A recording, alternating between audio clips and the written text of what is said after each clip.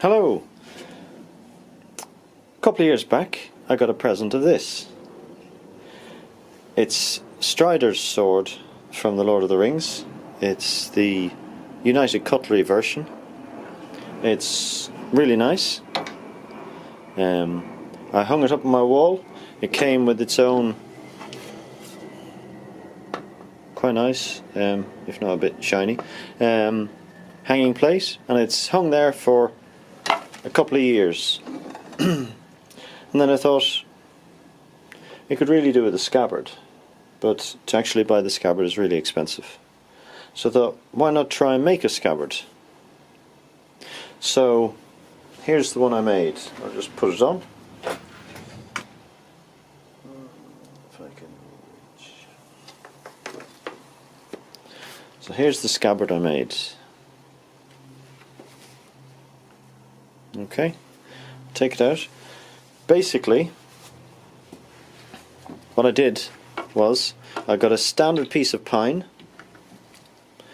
and I actually measured the shape of the blade on the pine, and then I used a router here with some bits, router bits, to actually cut out the shape of the blade into the piece of pine. Unfortunately, my routering skills aren't fantastic. I could have used good old chisel, which probably would have put a neater, would have cut out neater. But when it comes to it, you can't actually see inside, so it doesn't really matter. So I cut out the back piece, which is basically here. The whole back piece, you might be able to see the wood inside. And then I needed a front piece, and I thought, well, I want something light. I didn't have any thin piece of wood, but actually I had an old piece of perspex. I did think it wasn't really historically accurate to be using perspex, but it does the trick, and it keeps it nice and light. So that gave me the basic shape. It was I glued the perspex on with some contact glue. That gave me the basic shape of my scabbard. What I then needed was something to cover with. So I went to Abercan Fabrics in Manchester, and they have a big cage of all types of leather offcuts, and you buy it by the kilo. So the leather on this is probably maybe £4 worth of leather, and they're offcuts, so you do have to select pieces that give you the shape you want. But I got the entire piece. I've stitched it up the back. I started from this end here, stitched along, and I did worry about the end what I'd do, but I managed to pull it in and stitch it so that on the front it's not too bad actually.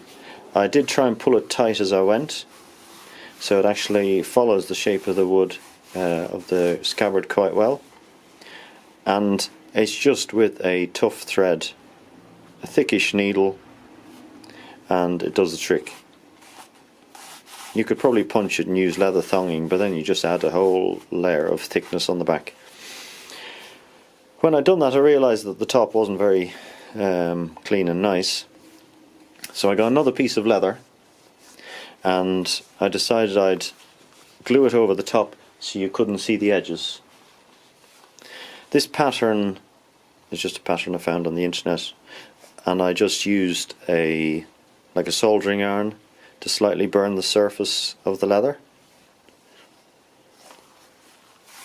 What I then did was I got some brown shoe leather dye, and I dyed the whole thing.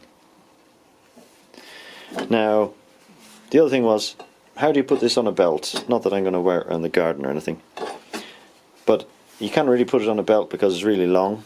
So I looked on the internet and saw some ideas, and I had some more of the leather that I'd bought, and I just cut out, here's one of the shapes. It's just a long piece, hole in that end, some slots for your belt in this end, and basically you just put it on up here to about here, and it just tightens on there, and then you get the other one here. This is a longer one, because obviously the sword has to come out not horizontal but down at an angle from your waist. So it's roughly the same thing. It's got a hole in the bottom, slots in the top, and you then just slide it up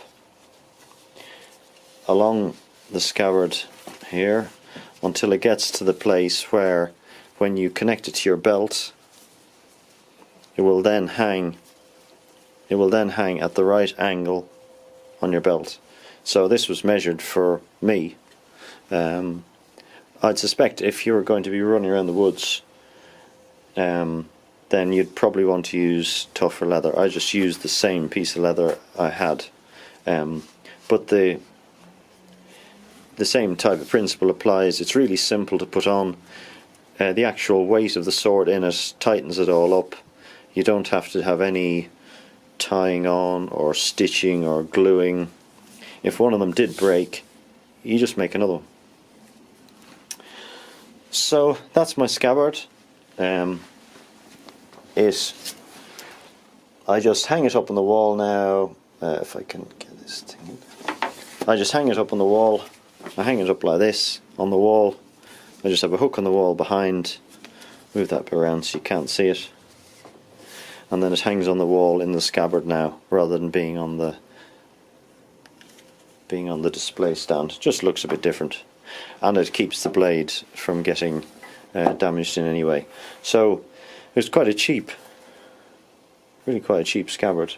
I think it looks quite nice, and if you make it, it's something you've done yourself, and that you can just use and enjoy. Okay, thanks for watching.